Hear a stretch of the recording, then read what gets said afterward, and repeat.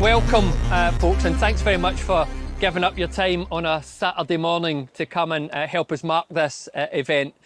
But before I hand over to our special guest for the official opening, I just wanted to say a few words.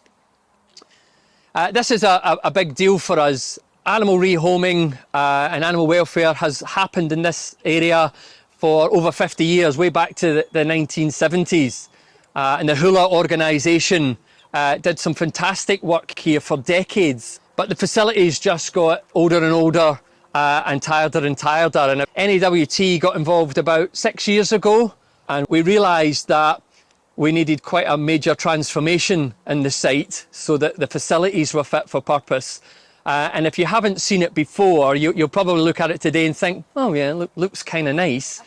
But there's some lovely photographs, well not lovely, they're horrible photographs, and some time-lapse photography. And it shows the journey that we've had of the old buildings all being knocked down, the holes dug in the ground for the infrastructure that no one will ever see where all that money went, and then the new buildings rising up.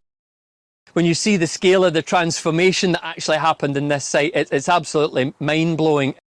Although the centre was actually closed for a year, Carly and the guys managed to keep rehoming animals all throughout that period when it was literally a building site. So a big thanks to Carly and the team, and a special mention to the volunteers that help week in, week out at the centre here.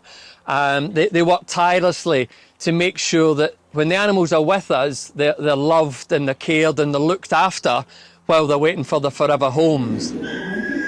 Thanks once again for taking the time to come and support us today. It really is appreciated. You know, as an organisation, we are relying on the support of the community, and we really do appreciate it. So without further ado, I'll hand over to our special guest, Paralympian and gold medalist Libby Clegg, to say a few words.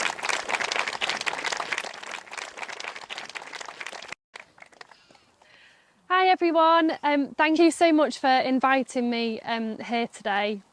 It's an absolute pleasure to be a part of such a good cause, especially helping animals. Before I got my guide dog Hattie, I didn't realise how much a huge difference she was going to make in my life. I was very, very reluctant actually about getting a guide dog because I felt like I was a strong, independent person and I didn't really need that extra support. Now, going around in my day-to-day life, I would have to repeatedly explain to people, you know, that I couldn't see very well and could they help me. I felt like I was giving everybody my whole life story, and it was a little bit demoralising, to be honest. Hattie came into my life in 2014 and my whole world completely changed. Not only is she an incredible companion, and she helped me get from, most importantly, A to B navigating. The biggest impact that she actually had on me, she made me feel so much more confident. And it was because I didn't feel like I had to talk to people about my disability anymore. People were not interested in me. They, in fact, only ever wanted to know what Hattie's name was. Obviously, she's the most important person. People would remember her name and not even mine. It completely took that away from me, the focus away from me, and put it on her. And it freed me up to be me, Libby, and not Libby with a disability. Now, talking to the team here today at the Animal Welfare Trust, they do something really similar for the animals.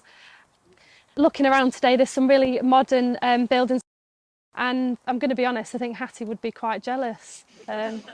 I'm really impressed so far, and I can't wait to have a proper look around later. And Edward's, my little boy's here, and he's desperate to go and say hello to the pigs.